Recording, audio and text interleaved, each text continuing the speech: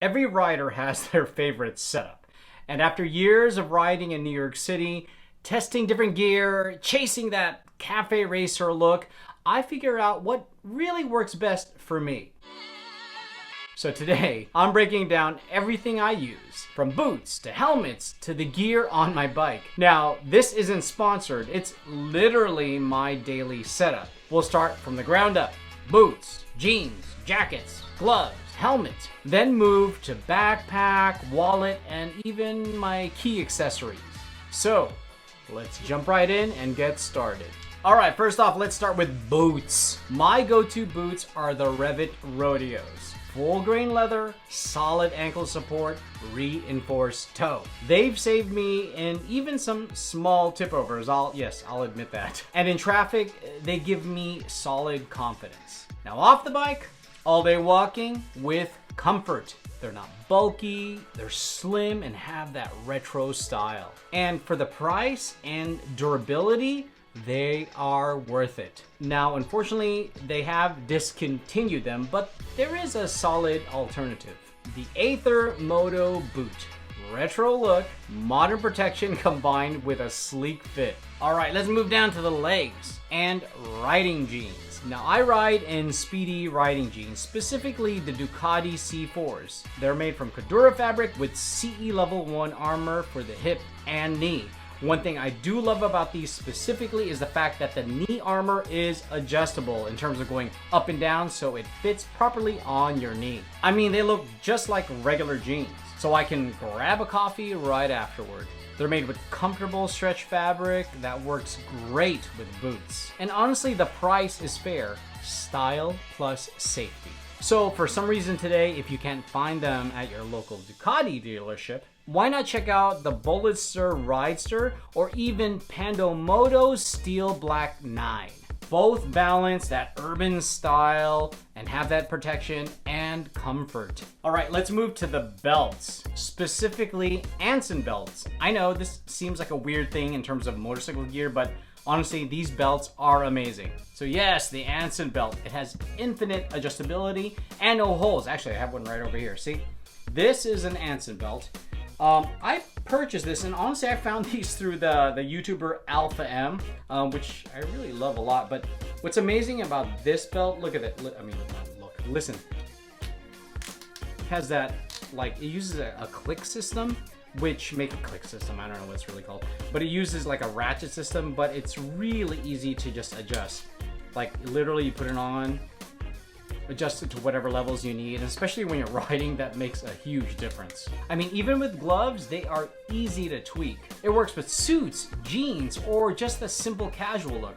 I mean, I am a big fan of these belts. And the price is solid, and you actually can get about 3 belts. That's assuming if you get the 3 package thing. And if you purchase those 3 leather portions and they come with like different colors, you'll also get your choice of different buckles. Like this one I have over here, this is more for my casual look. This is like a brass, and actually I have another, let me take it off these, my work pants over here. But over here, this is like a black grain leather, and this works for like when I go to work. But if you notice the buckle here, it's like a finish stainless steel, but you literally can just remove this and just switch it out with like the brown leather belt. So what does that do? It offers you many looks for many situations, both on the motorcycle or off.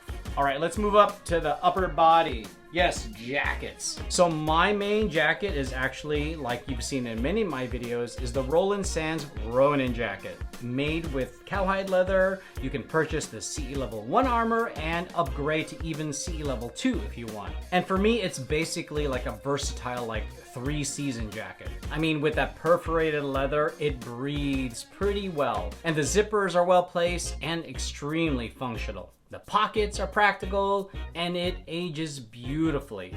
I mean, yes, it is pricier, but honestly, it's totally worth the investment. And for winter, I use the Revit Westport overshirt. Although it is warm, when it actually tends to drop, I add in addition, a Patagonia fleece vest for additional warmth. Now in terms of the Revit jacket, it is weaved with the protection of Cordura within the fabric itself, and you do have to purchase CE level armor, and I went with obviously a CE level 2 armor.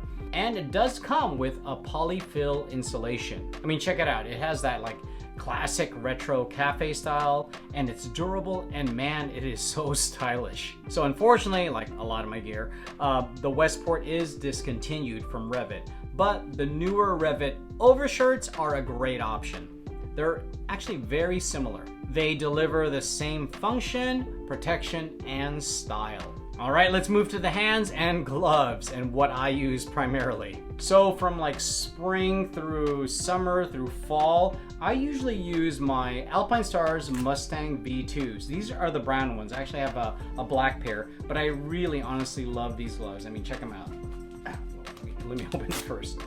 Yeah, great fit, extremely comfortable, and they break in really nicely. Yeah, they use cowhide leather with that knuckle armor protection, and that perforations in the leather gives it some really great airflow. I mean, check it out.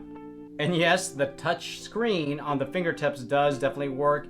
And honestly, I've had these gloves, well, not this specific glove, my black ones I've had for years, but this one is still going strong. And of course, they fit perfectly with that cafe racer look that I'm always going for. Let me check it out. I love this thing. Now, when the temperature drops and it becomes wintertime, I use my Highway 21's Radiant heated gloves. They are full gauntlet and have knuckle protection. And of course, they are heated using batteries. And they are water resistant, although they say they're waterproof, but I think honestly that's more for like assuming that if it's that cold, the rain that's coming down is probably like sleet or like light snow. But yeah, they're perfect. And they are honestly worth every penny. They're reliable and protective. All right, let's talk about the neck and what I use. And actually, my favorite thing is actually the Kinsho cowl. So what this thing does, it blocks the cold wind and keeps your core warm. And honestly, it's one of my favorite pieces for cold weather. Relatively easy to put on. Well, honestly, you kind of have to learn, but check this out. Look, this just wraps here, cross over to your right, cross over to your left, and you snap here. And, sorry, bad example, I missed it. There you go. And then there you go. Yeah, look at that. And what's great about this, I mean, it's not like a regular scarf where it's all dangling and floating behind you. I mean, it's clean, it's safe, and practical. I mean, I won't lie to you, yes, it's actually pretty pricey. I think they went up to like 160 bucks, but honestly, it is worth it. All right, let's move to helmets. And my main helmet is actually the Arai Defiant or the Arai Defiant X. I mean, come on, it's a handmade shell from Japan. It's DOT approved, it's Snell approved, and for the newer models, it's actually ECE 2206 certified protection. I mean, it has multiple EPS layers, it has energy dispersing impact design, it's quiet, it's comfortable, and it fits that perfect cafe racer helmet fit. A lot of that has to do with the fact that they've gone with a more rounded shape, an egg-shaped shell. Now, I won't lie to you, it is premium in price, but I mean, come on, safety remains truly priceless. And of course, like everything else I'm talking about right now, you can't find the Defiant or the Defiant X anymore. Well, at least new. So you may have to like find it on eBay or what have you. But there are some strong options out there from Arai. Take a look at the Arai Region X, which is kind of their intro or like baseline model, but still an amazing helmet. Or of course, you can try, as long as you can get it, the new Concept X here in the US. All right, since we're still on the head, let's move to comms and the Bluetooth system I use.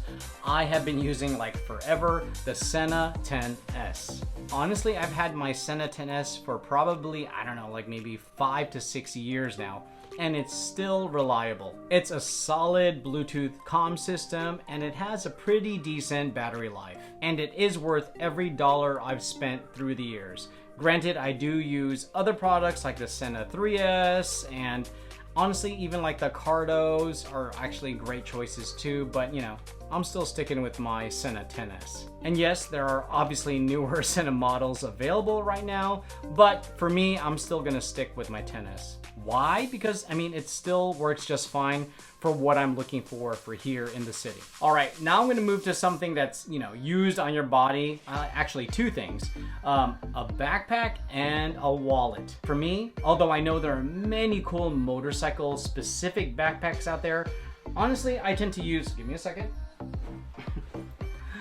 I tend to use a good old military backpack. I mean, they're rugged and they're very durable. Like this one right over here, I mean, I got it on Amazon, but you can even go to an army surplus, but they have a large capacity. They're budget friendly for that New York City riding. And now I'm gonna move on to wallets. I know that seems kind of odd, but honestly, like when I first started riding and I would keep my normal wallet in my back pocket, I didn't realize that a lot of the people who ride like to use the chains, and honestly, a chain on your wallet is very practical.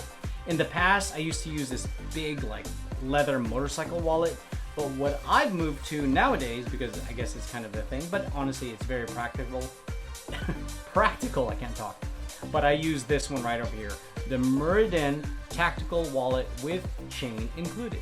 And so what this does is for example, I mean, you literally I usually keep mine in my front pocket, but just in case, while you're riding around and for whatever reason your wallet happens to fall out, you don't have to worry so much because it's connected to the chain. And honestly, it's not that expensive and it is durable and it works for everyday use. All right, now let's move to what I put on my motorcycle, my bike accessories. All right, let's start with the phone mounts. My main phone mount, and I think probably the best phone mount system out there, is my SP Connect phone mount system.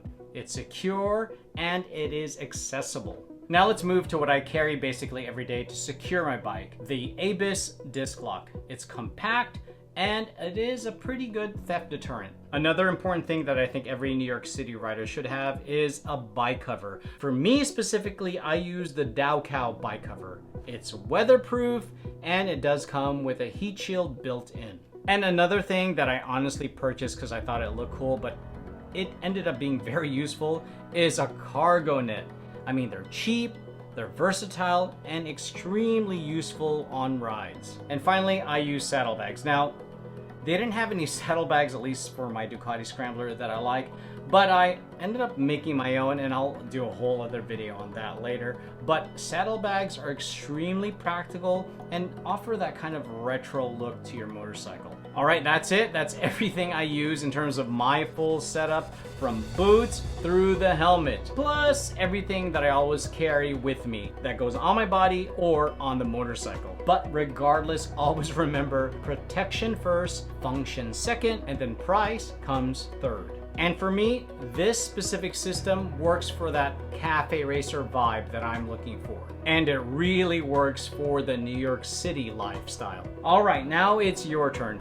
Share with me what your essential gear is. And do that by dropping a comment below. And while you're at it, please don't forget to like and subscribe if you haven't yet. And of course, if you liked this video, please don't forget to check out my other videos. Thank you all again for taking the time to tune in, and of course, I'll see ya.